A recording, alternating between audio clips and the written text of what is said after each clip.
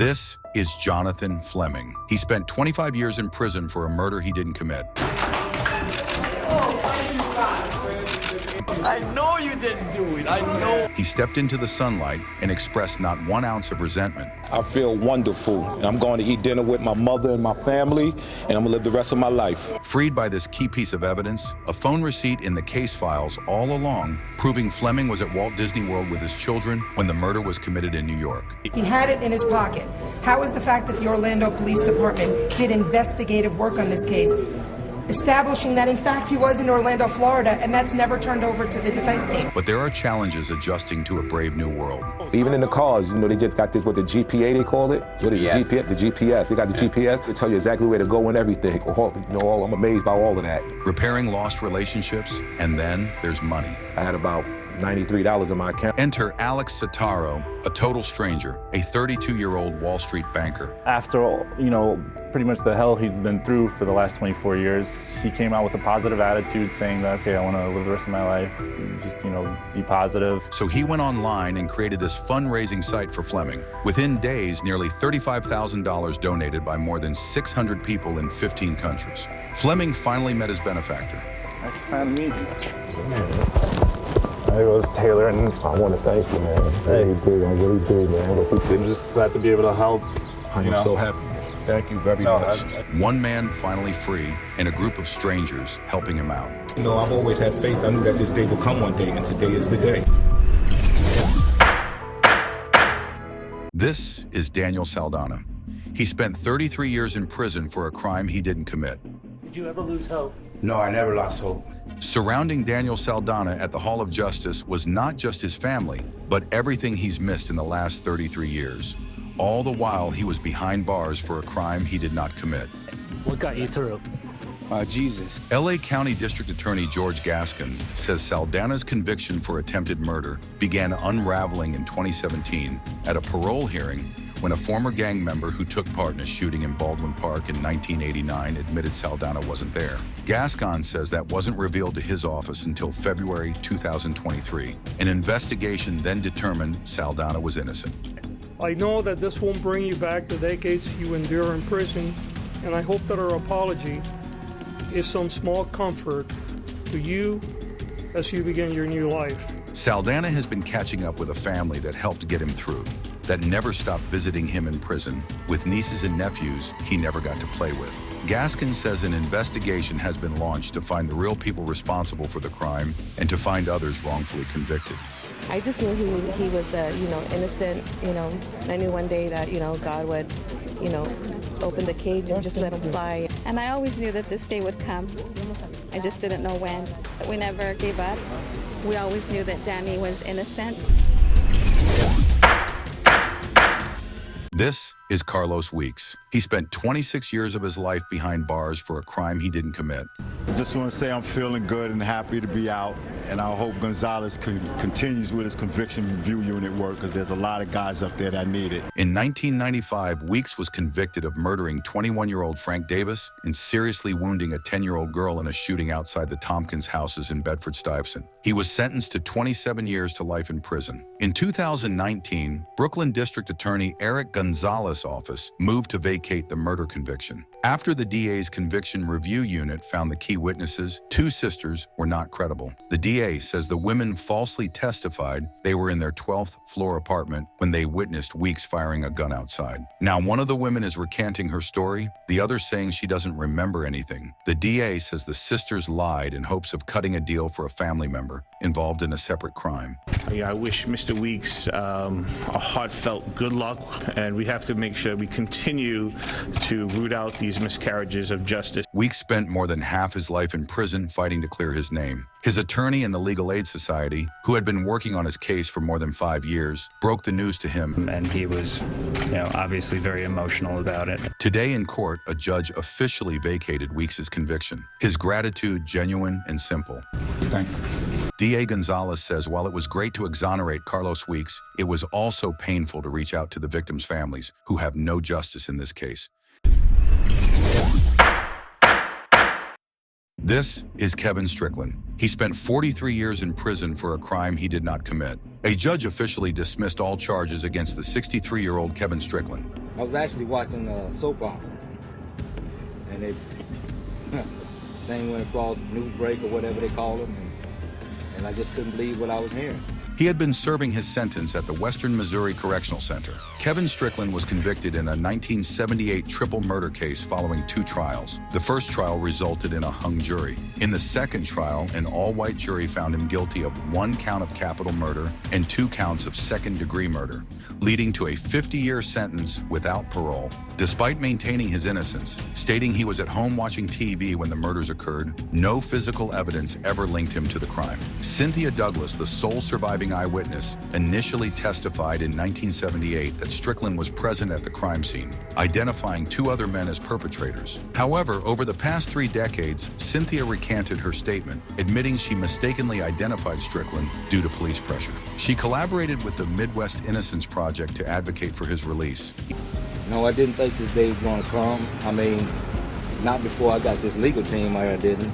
Even after 2 of the 4 actual shooters, Vincent Bell and Kilm Adkins, confessed under oath that Strickland was not involved in the murders, he remained imprisoned. Both Bell and Adkins pleaded guilty to second-degree murder and served a decade behind bars. A new law passed in Missouri over the summer allowed for the review of old cases, which enabled Strickland's plea of innocence to be heard again. Jackson County prosecutor Gene Peters Baker, alongside the Midwest Innocence Project, spearheaded the effort to free Strickland. Yes, I don't want to beat around the bush here. I just want to ask you straight away. Did you commit these murders? Had absolutely nothing to do with these murders. Kevin Strickland's 43-year wrongful imprisonment marks the longest in Missouri state history and stands as one of the longest nationwide, according to the National Registry of Exonerations. Despite the profound injustice, Strickland intends to advocate for legislative changes to prevent similar miscarriages of justice. But if I can ever get involved with some type of, speaking concerning legislation or something, we like to get some things changed. I got some ideas of where they could keep this from happening to someone else. A GoFundMe campaign established by the Midwest Innocence Project garnered over $1.5 million for Kevin Strickland. This initiative aims to provide for his essential needs following his release from a Missouri prison. Even when the prosecutor is on your side, it took months and months for Mr. Strickland to come home. And he's still going to come home to a system that will not provide him any compensation for the 43 years that he's lost. That's not justice. The substantial funds were raised after donors globally learned that the state of Missouri would not compensate him for his time served. This is due to the absence of a statute that provides compensation for individuals wrongfully convicted and later exonerated, unless through DNA evidence, which was not applicable in Strickland's case. This is McDow. He spent 19 years in prison for a crime he didn't commit. How are you feeling today? I see a smile. I'm feeling great. McDowell finally knows the sweet feelings of joy. From the day he was arrested up until today, he's been telling the world he had no connection to this crime. A judge finally agreed and ruled in McDowell's favor. The indictment is dismissed. After 33 years, McDowell was exonerated of a 1990 murder, a murder that occurred when he was only 17. I was an honor roll high school senior. On October 27, 1990, in Bed-Stuy, Brooklyn, 19-year-old Jonathan Powell was shot and killed during a party in a local rec center. Initially, a partygoer identified McDowell as the shooter. The defendant identified the person responsible for killing Jonathan Powell. McDowell would identify the shooter as his own best friend. That friend wrote McDowell this letter in 1991, all but admitting to the murder, saying, "I don't think I deserve to walk the face of the earth because one of my best friends is locked up for something he didn't do." I, as a young man, had believed that the criminal justice system had a way of sorting these things out on its own. McDowell was found guilty of second-degree murder and sent to prison. Still, he kept fighting the case. What kept you going? Where did your strength come from? Honestly, it was a lot of prayer. In 2009, McDowell agreed to drop his appeal and plead guilty to a lesser charge of manslaughter. Days later, he was released. It was an opportunity to get home with my family. McDowell's fight to have the truth exposed didn't end there. The Conviction Review Unit inside the Brooklyn DA's office agreed to take a second look at the case, and last year, McDowell's former best friend finally came forward and incredibly confessed to killing Jonathan Powell. After the real killer's confession and his exoneration in court, McDowell received a heartfelt apology. I'm sorry it took us as long as it took us to get to this place. McDowell wants to go to law school as he tries to make up for lost time. He missed out on so much in 2 decades away from home. There was family members who were alive when I went to prison, but they were no longer alive. These 3 men spent 2 decades in prison for a crime they didn't commit.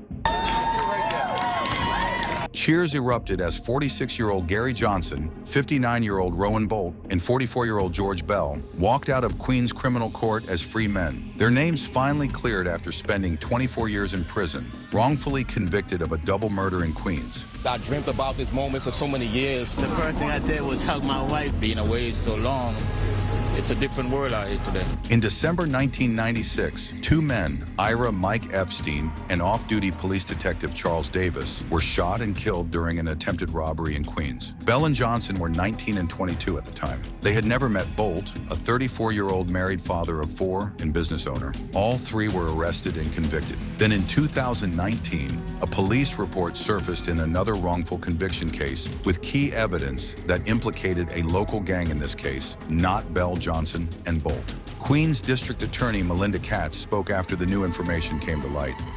My conviction integrity unit that spent 11 months on this case truly believes that it was not a purposeful misconduct. It's not a mistake.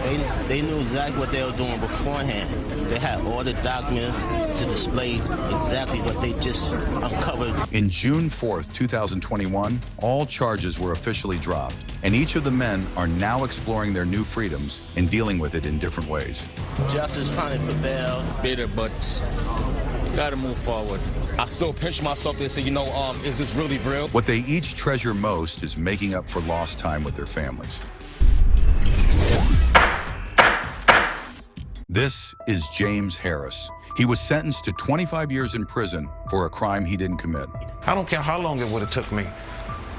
I was gonna keep scratching and keep clawing. In June 2009, a Houston police officer accused him of running from a drug house. From that point on, I kept calling him and telling him, it's not me, it's not me, it's not me, it's not me. Despite serving 4 years and then making parole, Harris tirelessly worked to clear his name. His perseverance ultimately paid off as the Texas Court of Criminal Appeals recently cleared his case and fully exonerated him, granting him his freedom. The exoneration was based on several critical factors. There was no DNA evidence linking Harris to the crime. Authorities now know the identity of the actual suspect. And significantly, the police officer who initially identified Harris testified in 2019 that he could have been mistaken. When he said, I could have had the wrong person, I breathed a sigh of relief when he said that, but it's 11 years too late. With his name finally cleared, Harris is now facing the challenge of rebuilding his life. Like I can start all over again. Acknowledging the years of lost time with his family,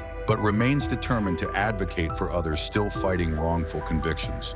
I miss graduation. I miss watching them walk across that stage, hollering, my boys.